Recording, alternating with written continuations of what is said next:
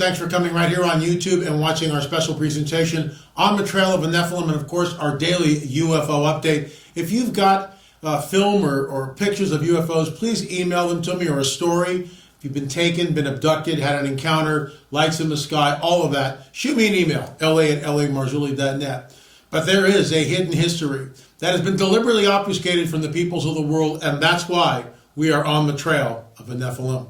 We're talking about this guy here, Alice Hedricka, who was head of the Smithsonian. He put the kibosh on anything that had to do with giants. But is that the truth?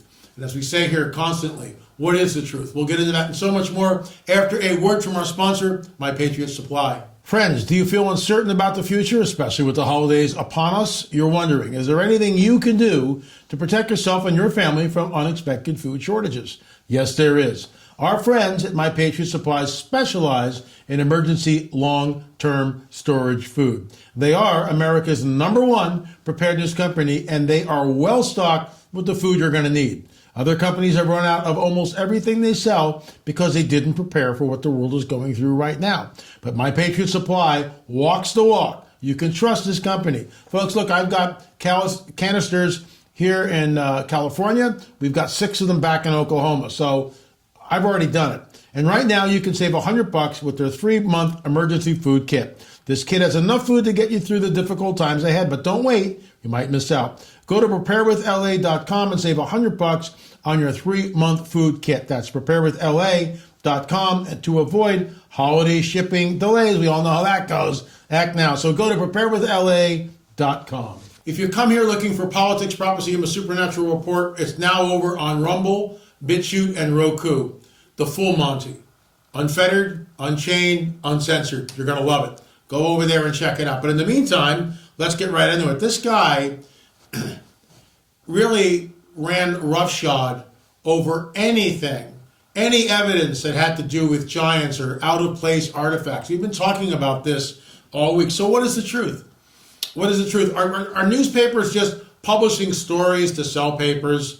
Are medical doctors exaggerating the facts just because they don't know how to read a measuring tape? I'll tell you a story. A number of years ago, when I was actually working on this book here, shameless plug, On the Trail of a Nephilim, we've got a Christmas special going on, and that's all I'll say about that, but check it out, all right?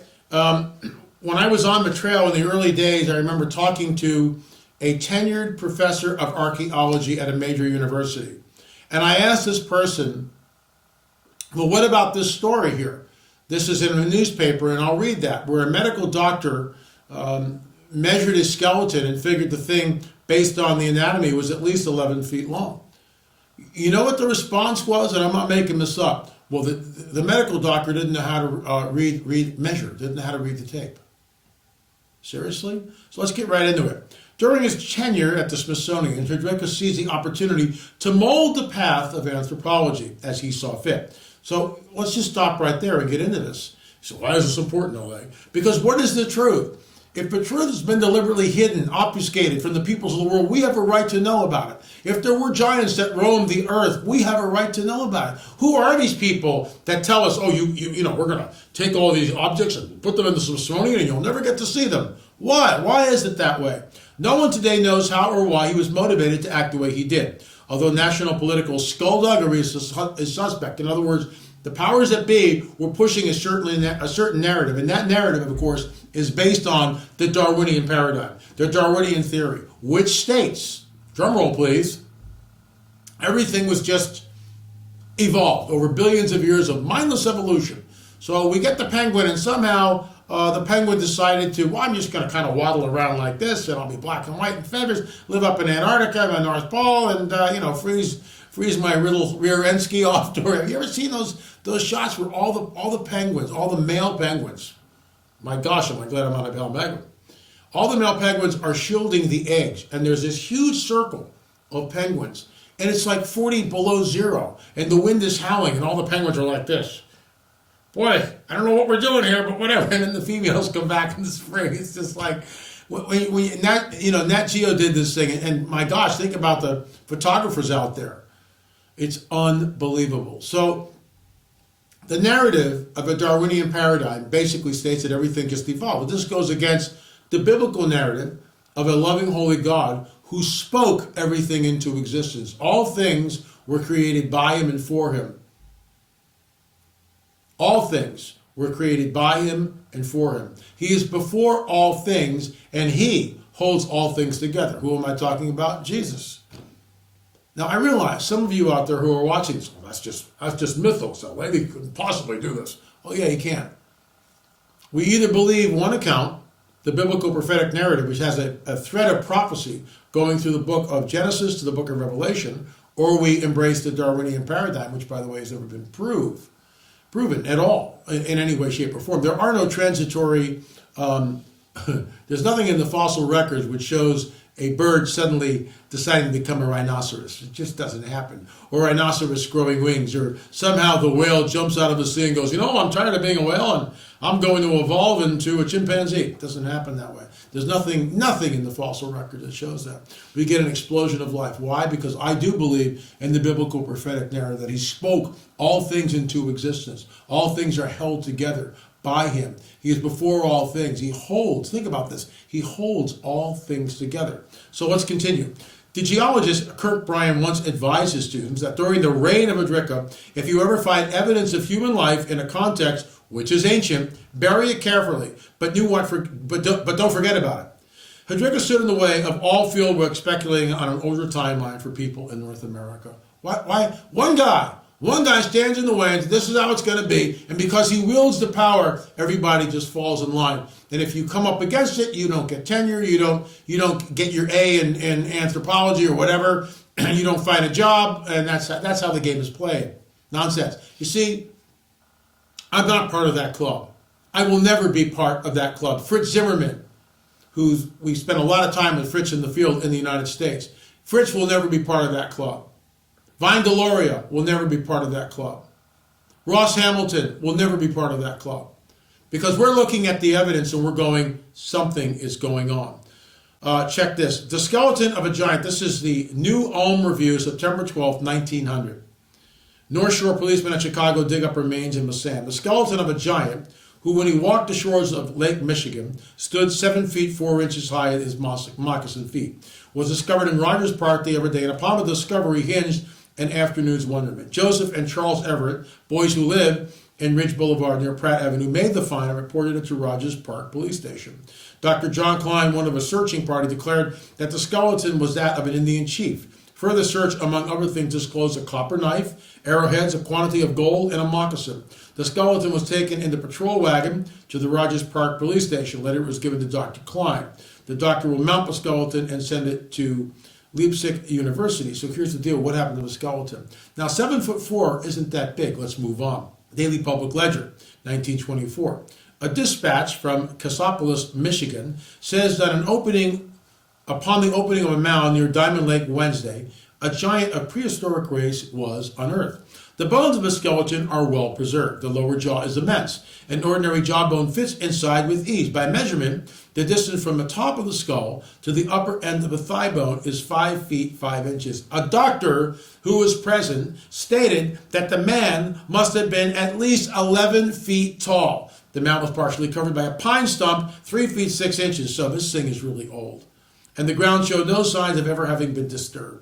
An earthen tablet upon which were various unintelligible characters and other relics were found. Where is this? What happened to it? A doctor who was present, based on the thigh bone. And remember, doctors in 1924 are certainly trained in anatomy. And when I presented this to this archaeologist, this is the whole show here today, this tenured professor of archaeology at a major university, this person stated to me that this doctor did not know how to measure. Nonsense. Nonsense. But this is the party line. And no matter what you say, no matter how much evidence, unless, of course, we actually unearth one. If you've got a mound on your property and you live in Ohio, you shoot me an email, la@lamarzulli.net. We are allowed to excavate a mound in Ohio. It's legal if it's on your property. If it's on private property. If it's on state property, forget it. But if it's on your property, we can come in. I've got a team of people. I have a war chest. Mondo Gonzalez, co-host of Prophecy Watchers, is our lead archaeologist. Rick Woodward, our lead anthropologist. Chief Joseph Riverwind. Fritz Zimmerman. I mean, I've got a team of people here. I've got an optometrist, Dr. Jeff Duff. I mean, I've got a whole team of people that are ready to come in. We need a mound that's never been excavated. If that's you, shoot me an email, la@lamarzulli.net, la@lamarzulli.net. Folks, if you want to find out more about this, go to streaming.lamarzulli.net. Download them all. We've got a sale going right now. It'll blow your mind. The information in the 7 DVDs, it blew my mind, and I'm out there doing it. There is a hidden history that has been deliberately obfuscated for the peoples of the world. Let's move on to our UFO. We've been talking from this book, reading from this book. This is the account of Dr. Jesse Marcel Jr. Marcel was about 13 years old when his father brought back wreckage from, certainly was not a weather balloon. It was, in fact, a crashed UFO. So let's get right into this. Jesse Marcel Sr., he was an intelligence officer of the 509th Composite Group, which dropped the 2 atomic bombs on Japan to end the war. An intelligence officer, a part of his responsibilities was to interpret photographs and brief bomb crews on appropriate targets. He was with the 509th at Wendover, Utah, where the crews practiced dropping what they called the pumpkin, which is a dummy atomic bomb, in order to practice their skills on targets. After the war, he received raw intelligence, and it was his job to decipher this intelligence and give briefings to the appropriate personnel. My next question. Tell us the account of a night your dad brought the debris home. Jesse Marcel, Dr. Jesse Marcel Jr. I had been asleep for several hours when my dad came into my bedroom and awakened me. He was very excited and led me into the kitchen where my mother was standing in the corner. On the floor, there were prepositioned pieces of metallic foil, beam-like structures, and black plastic fragments like pieces of a broken phonograph record. My dad said, quote, "Take a look at this, as you will probably never see anything like this again," end quote. I think he used words like parts of a flying saucer to describe the debris. He first wanted us to look for anything that could have come from a radio, such as vacuum tubes, resistors, or condensers, which there wasn't anything like that. I think he already knew, but wanted my mother and myself to satisfy our curiosity. We looked at the debris for a total of about 15 or 20 minutes, then my dad boxed it back up and brought it out of the car. My next question, what was the wreckage like? They were primarily foil-like metal beams that resembled an I-beam, to my recollection, and the black plastic debris. The foil was very light but tough, and the beams were metallic with a particular type of writing along their length. The writing resembled hieroglyphics, but not exactly. There were more geometric shapes and figures that were of a purple, violet hue. The black plastic pieces resembled a broken phonograph record. So I'm going to stop right there. We'll pick this up again on Tuesday. There's just so much information here. It's just incredible. And again, this is as closest to the event as I've ever gotten in Roswell. It was not a weather balloon that crashed in that field. Trust me, it was not a weather balloon. Thanks so much for watching On the Trail of a Nephilim, and of course our daily UFO report. We are probing the depths of this book here, UFO Disclosure. Again, the movie is free. You can go to YouTube right here and watch it. UFO Disclosure, The Coming Great Deception of a Luciferian Endgame. Thanks so much for watching. We'll see you again. And remember, we'll see you on the air or in the air.